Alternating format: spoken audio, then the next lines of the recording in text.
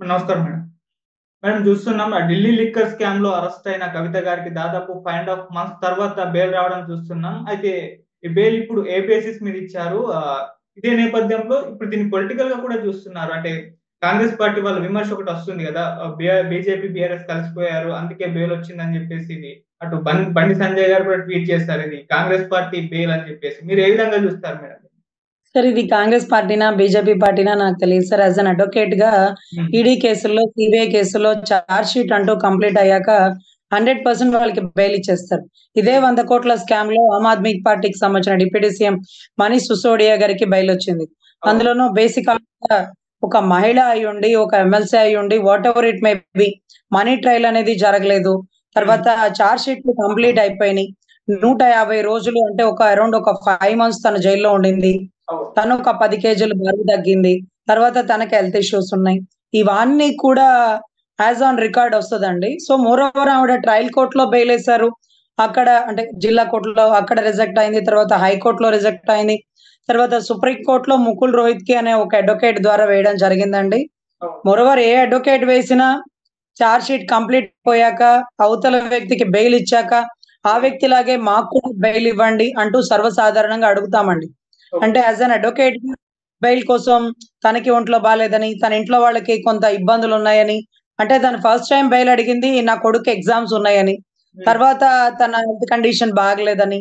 అవును. తర్వాత ఇక step by step charge sheet ED, CBI కేసులో కంప్లీట్ అయింది కాబట్టి, హ్మ్. తనకిప్పుడు బెయిల్ మంజూరు చేశారని మేము భావిస్తున్నాం. ఓకే. ఎనీవే ఇక్కడ ఏదైతే ట్రయల్ కోర్ట్‌లో 10,00,000 షూరిటీ అది పెట్టారు.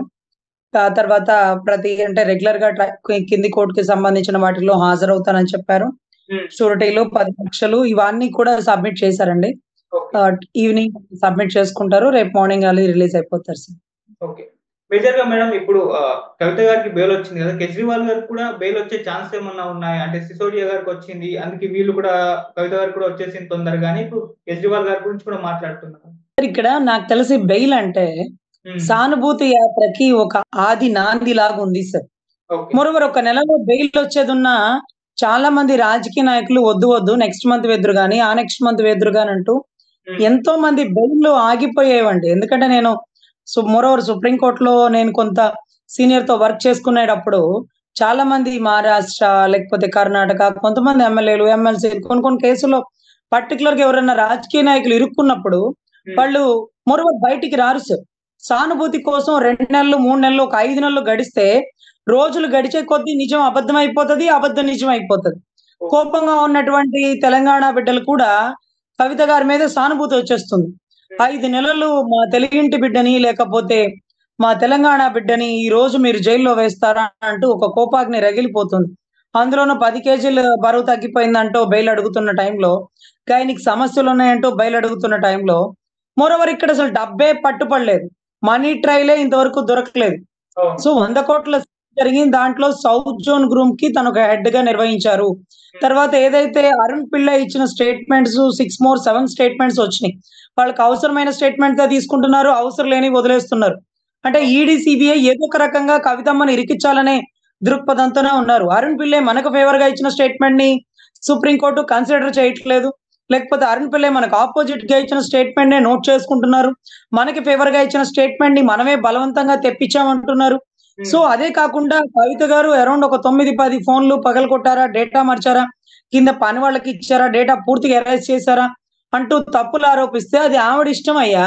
డేటా తీసేస్తే అదెక్కడ తప్పవుతది? మీకెక్కడ డబ్బు దొరికిందో చెప్పండి అంటే, చాలా డేటా ఫోన్‌లో ఉండుండేదండి. ఫోన్‌లో పోయి ఉండిందండి అంటే, డేటా వెలికి తీసుకొచ్చి పోయిందా? ఉండిందా? అని మీరు చెప్పాలా.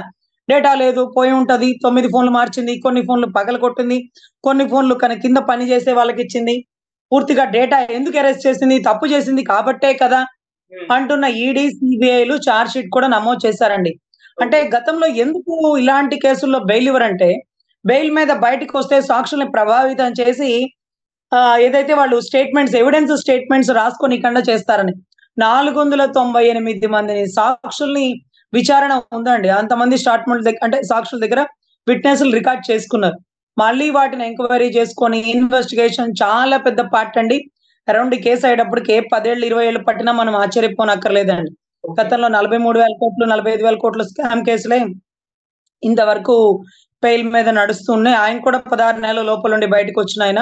నాకు తెలిసి సౌత్ జోన్ గ్రూప్ కి హెడ్ ఈవిడకి బెయిల్ ఇస్తే సాక్షులు ప్రభావితం చేస్తుంది. ఈవిడికి బెయిల్ ఇవ్వకపోతే ఏమండి? వీళ్ళ నాయన ఉన్నారు, వీళ్ళ అన్న ఉన్నారు. సాక్షులందరినీ బెదిరించి ప్రభావితం చేసేది వాళ్లే కదా!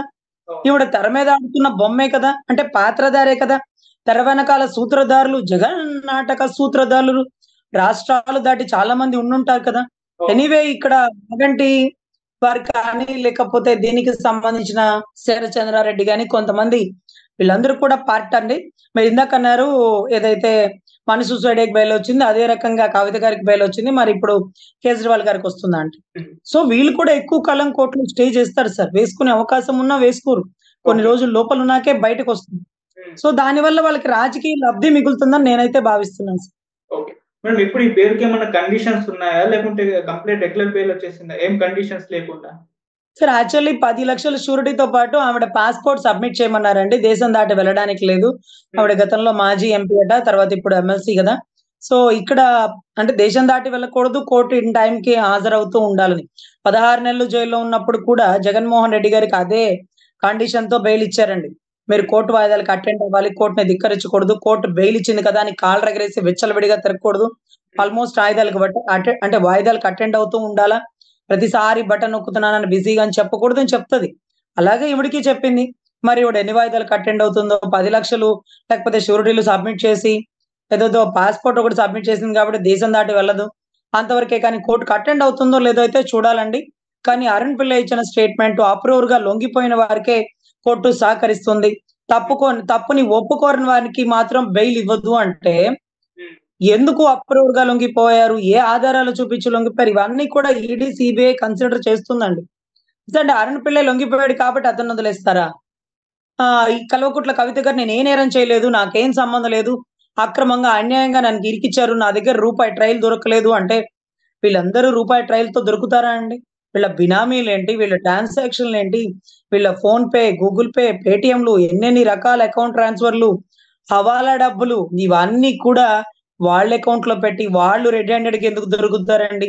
పిచ్చి వెర్రిబాగులోళ్ళు గవర్నమెంట్ ఎంప్లాయీలు 5,000, 10,000 పట్టుకుంటే రెడ్ హ్యాండెడ్‌గా దొరికారని చెప్పి ఏసీబీ వాళ్ళు జైల్‌లో వేసి కుళ్ళబొడుస్తారు కానీ వేల కోట్లు దారి మళ్లించి, సముద్రాలు దాటించి, పక్క దేశాలకు పంపించే రాజకీయ నాయకులకు మాత్రం కిరీటాలు పెట్టి పదవులిచ్చి వాళ్ళనే మొక్కుతారు. ఇలాంటి వాళ్ళని తొక్కుతూనే ఉంటారండి. సో వ్యవస్థ మారాలి, వ్యక్తుల ప్రవర్తన మారాలి. రాజకీయాలు లాభాపేక్ష కలిగిన వారు రాజకీయంలో ఉండకూడదని నా ఉద్దేశం అండి. ఓకే.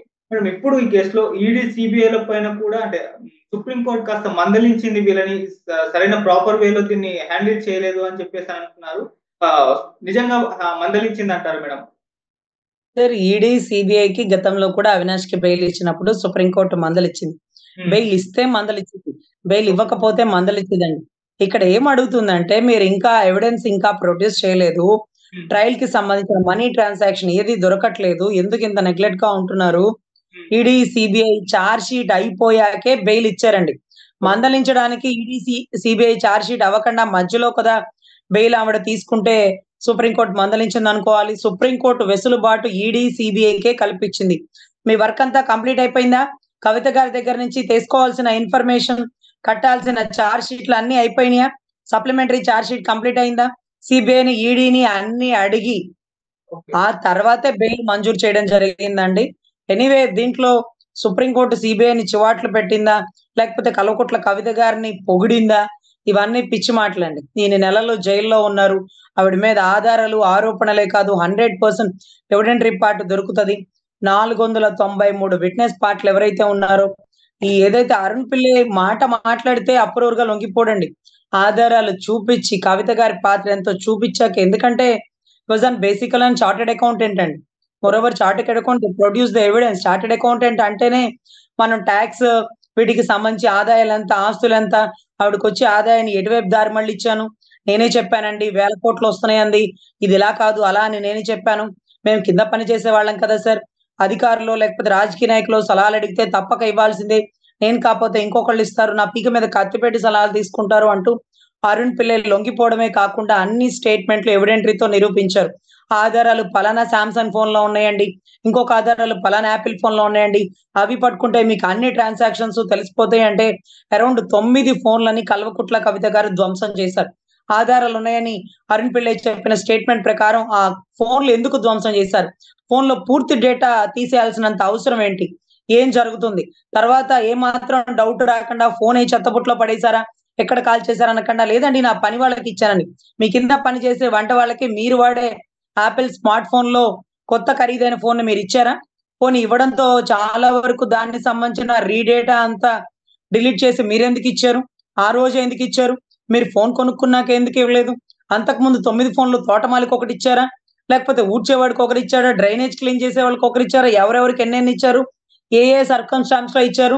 ఏ గ్రౌండ్స్ బేస్ చేసుకొని ఏ డేటా దాంట్లో ఉందని అరుణ్ పిళ్ళై ధృవీకరించారో ఆ ఫోన్ పలానా వ్యక్తి చేతిలో ఉంది.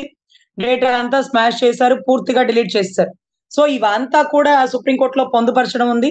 ఎనీవే మనీష్ సిసోడియాకి బెయిలొచ్చింది కాబట్టి గైనిక్ ఇబ్బందులున్నాయి కాబట్టి 10 కేజీలు బరువు తగ్గింది కాబట్టి గతంలో బిడ్డ ఎగ్జామ్స్ ఉన్నాయని చెప్పినా కానీ ఇవ్వలేని బెయిలు, ట్రయల్ కోర్ట్ రిజెక్ట్ చేసిన బెయిలు, హైకోర్ట్ రిజెక్ట్ చేసిన బెయిలు, సుప్రీం కోర్ట్ ఎట్టకేలకి మనీష్ సిసోడియాకి ఇచ్చిన తర్వాతే ఒక లేడీగా, ఒక ఎమ్మెల్సీగా, మాజీ ఎంపీగా భావించి ఇక్కడ ఎక్కడైతే మనీ ట్రాన్సాక్షన్ దొరకలేదన్నారో వాటన్నిటిని కూడా ఎవిడెంటరీ నిరూపించండి. చార్జ్ షీట్లు మీవన్నీ కంప్లీట్ అయిపోయినాయి కాబట్టి ఈడీ, సీబీఐ పర్మిషన్‌తో ఆవిడకి బెయిల్ ఇవ్వడం జరిగిందండి. 10,00,000 పూచీకత్తు, పాస్‌పోర్ట్ హ్యాండ్ ఓవర్ చేసుకున్నారు. దేశం దాటి వెళ్ళకూడదు. కోర్ట్‌కి సంబంధించిన ఎవిడెంటరీ పార్ట్ లేకపోతే కోర్ట్‌కి అవసరమైనప్పుడు ఆవిడ హాజరవ్వాల్సిందిగా దాంట్లో ఉండేటటువంటి కండిషన్స్ అండి. అంటే సాక్షుల్ని కూడా బెదిరించకూడదు. సాక్షుల్ని ఈమె బెదిరించాల్సిన పని లేదు. వాళ్ళ నాయన, వాళ్ళ అన్న ఉన్నాడు కాబట్టి వాళ్ళ తండ్రి గారు వీళ్ళందరూ వాళ్ళే చూసుకుంటారని నా ఉద్దేశం సార్. మేడం ఫైనల్‌గా మామూలుగా ఈ సుప్రీం కోర్ట్ ఇచ్చిన జడ్జిమెంట్ మీద దీన్ని పొలిటికల్‌గా చేసి మాట్లాడే వాళ్ళపైన ఏమైనా యాక్షన్ తీసుకోవచ్చా? అంటే ఇది బీజేపీ, బీఆర్ఎస్ కలిసిపోయింది అందుకే బెయిల్ వచ్చిందని చెప్పే వాళ్ళకి గానివ్వండి, లేకపోతే ఇది కాంగ్రెస్ బెయిల్ అని చెప్తున్న బీజేపీ వాళ్ళకి గాని వీళ్ళపైన ఎటువంటి యాక్షన్ తీసుకోవచ్చా? ఎందుకంటే సుప్రీం కోర్ట్ ఇచ్చిన జడ్జిమెంట్ పైన ఇటువంటి వ్యాఖ్యలు చేయడం ఏ విధంగా చూస్తారు?